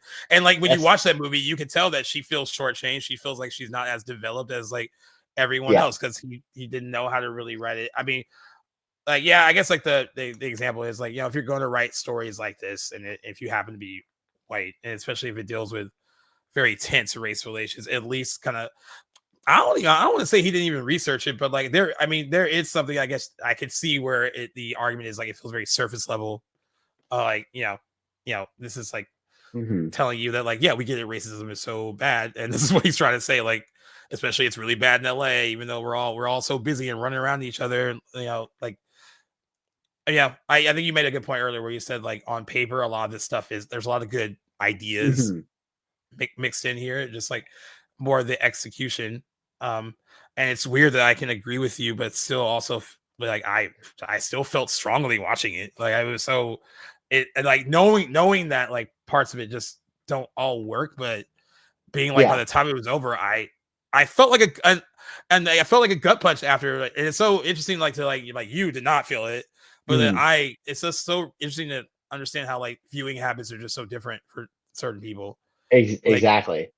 I felt a bit gutted after it was over, and like you didn't, and like it's just so interesting to kind of see those two differences, and like that's why when it comes to scoring it, I don't know, it's gonna be higher than yours based on Yeah, just the feeling, just based for on the sure. feeling, and that and like how are we supposed to be rating movies? Are we supposed to be rating them on their artistry or on just like how they make you feel?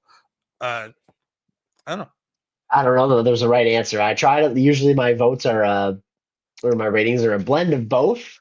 Yeah, But I mean, I think it's hard to look at a piece of art, whether it be a movie or a painting, and like not rate depending on at least a little bit of how what your personal bias towards it is, I'm right? kind of Whether curious. you like it, what's that? Overall, I'm trying to curious what the overall score of this is on Letterbox because that would be probably more accurate. Letterbox, yeah. Uh, It has a really high Rotten Tomato score, which is not usually a metric that I put a lot of like uh respect ooh, towards. It's got an 88 audience, but what's Letterbox give it? they average is a 3 out of 5. Okay. Oh, okay. Well, ooh.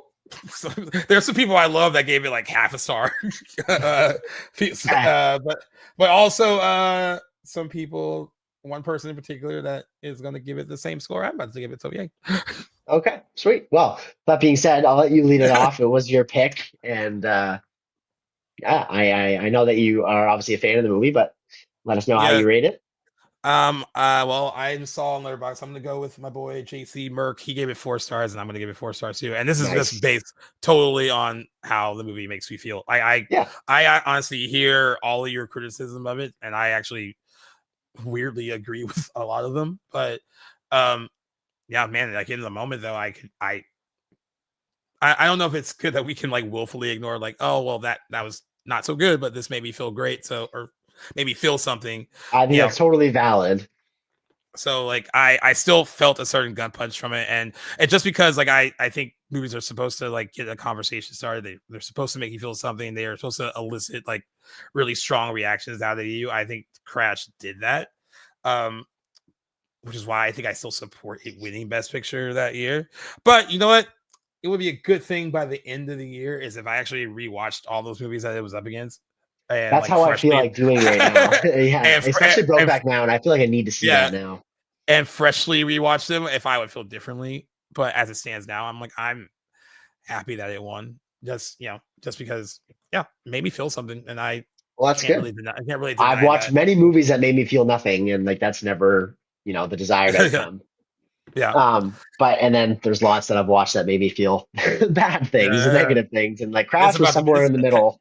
this is about to be your lowest score, man. It's gonna be a long one, yeah. Like I'm not gonna sit here and harsh on all like I think I got out most of my criticisms throughout our conversation. If nothing, I can admire this movie for its divisiveness and that clearly it has inspired, some praise and some alignment, but I think ultimately it says a lot more than a lot of movies have to Yeah, say.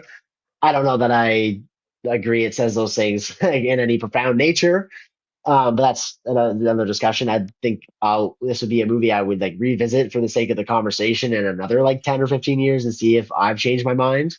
yeah. And clearly it's still being discussed and it has the privilege of being a best picture winner. So it obviously has a legacy. So good for it and good for everyone who, was attached to the movie. And there are some great moments in it for sure. I'm not going to lie, like some good writing throughout there. But all that being said, again, I'm not going to I think I have more bad to say than good, but ultimately, like, yeah, not like a great experience, like a good experience watching, but not a movie that I will cherish, but Yeah. I was kind of struggling with where I was gonna rate it, and I think I've landed on 1.5, 1.5 stars. Oh, So this maybe is your this is ultimately your rating. lowest score. Oh, that's I think I gave I Still Know What You Did Last Summer lower than that. oh yeah, you might okay. Yeah, There's that. I think I gave that one like a half there, star. there's Yeah, I still know you did last summer and Crash as your lowest rated and maybe movie. the Friday the 13th remake. Oh Jesus. That was another Uh low one, but very oh different yeah, I mean movies. yeah, and what a wide range of like the I went from 4 stars to a star and a half. You know, it is I sometimes wonder when we go into these because we don't talk about it. We never talk about the movies at Right. all before we do it. And I think that just happened something that happened organically where we were like, no, it's probably best if we just like hear it for the first Say, time when yeah. we like sometimes I do wonder if you're just like if you find out that I liked it and you're like, oh, please explain yourself. Like I hope you explain yourself well. Yeah, well, I do go into our conversations like sometimes it's obvious, like if we're watching like a universally loved movie that it's pretty clear we both love it. I can generally tell like you're gonna like it, but movies like this where it's ambiguous, like I didn't know if you picked it just for the conversation it would inspire, where you fell on either side of it. So Yep. I was eager to find out, and anyway, I think that leads for a great conversation. It's never going to change how I'll always be honest about how I feel about it, even Yeah, though yeah. sometimes I do feel bad, but Yeah, I no, know that my never sugarcoat it. Never no, be I like, know oh, that my rating of a movie, it's not a personal thing. It's just how I felt. And yeah. regardless, I'm always down to watch whatever for the sake of the show. And, I respect that it And was your pick and it was and great to now at least finally they've watch seen it. it. Yeah, Yeah, like that. exactly. Yeah, So, you got it out of the way. Have any of yeah. your friends seen it? Like I know you like Cam is one of your like Yeah, buddies I you've seen don't movies with. know that he has or not. It'll be definitely something that when we catch up next, I will mention it. I know that he's seen the David Cronenberg Crash, and like we have talked about Oh this yeah, before, but I'm not yeah, sure that he's seen this one. But I'll get back to you on that once we chat. yeah. I would like to see if any of your friends feel the same way, especially someone like him who like you Yeah, trust his movie opinion a for lot. sure. So yeah, yeah, and man, it's a divisive movie. I think it's always going to be a divisive movie. You know, and I can honestly say too, I don't even know. I mean, I even though these themes are so relevant, I don't know if how the story is told is aged that well either. Like it's kind of like it does feel like it's so weird because like 2005 is not that long ago. But Right. it does feel like a product of its time though. Like it very like kind of like oh where we Agreed. were like because race relations are still an issue like that hasn't changed. But like I think particularly for how like heightened certain ones were at the time, it feels very much like a 2005 movie, and I think that's Mm, probably why it hasn't for a lot of people aged that well. And then I can see why it can be viewed as preachy and heavy-handed.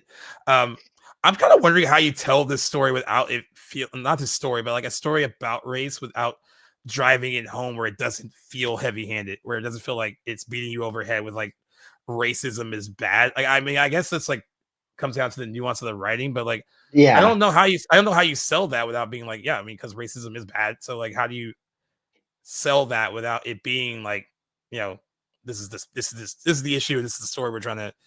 tell. I think it's a hard line to walk Yeah. in a story like that. Absolutely. I don't know how even to approach that question, but it's definitely And like, difficult to balance like these sort of themes and like not come across preachy or heaven-handed. But yeah. I don't know. Well, you got it out of the way. You did it for the Yep. 20th anniversary. Yes. I'm gonna get shit for supporting writing about it next week, so that'll be fun. I'm looking forward to. I hope I get a chance to read your piece. Let me know when you do it so that I can seek it out, and I'd love to see what you have to say. I'll definitely be updating my letterbox, and maybe we'll put out more of a review, at least a Yeah. written one about it. So I'll definitely share some thoughts after I collect them all. But yeah, glad it's great always to get the listener or the anniversary picks out as an episode. So I think I chose the Virgin Suicide, so that'll be one that Yeah. we have left to do. A, And a different heavy one. Not as very heavy different as it. heavy. Yeah, and one Yeah. I've not seen, so I don't have any sort of bias towards it. I don't even really know. Another one I haven't seen in like years, so that'll be interesting to revisit. I haven't watched it in a really long time. Nice. It's one that's always kind of like been on my radar, but never really come across. So I am excited to get that one out. And I'm just going to check the outcome of our poll where we had to get people to vote again on the listeners pick because it had tied. Oh, because it Just tied. checking really quickly on what was voted in. was like, please pick one, guys. We shall see. I'm good with either one of those because they're both. Well, you won. I think you won. American Psycho won the revote at 62%. I can't remember who picked what though. I think you picked the that. basketball. You picked the basketball diary, which I ended up actually just watching anyway. Actually watched, so, yeah. But American Psycho, okay, will be the listeners' pick for the month That's of April. Listeners' pick. Another movie I haven't watched in years either. Wow, really?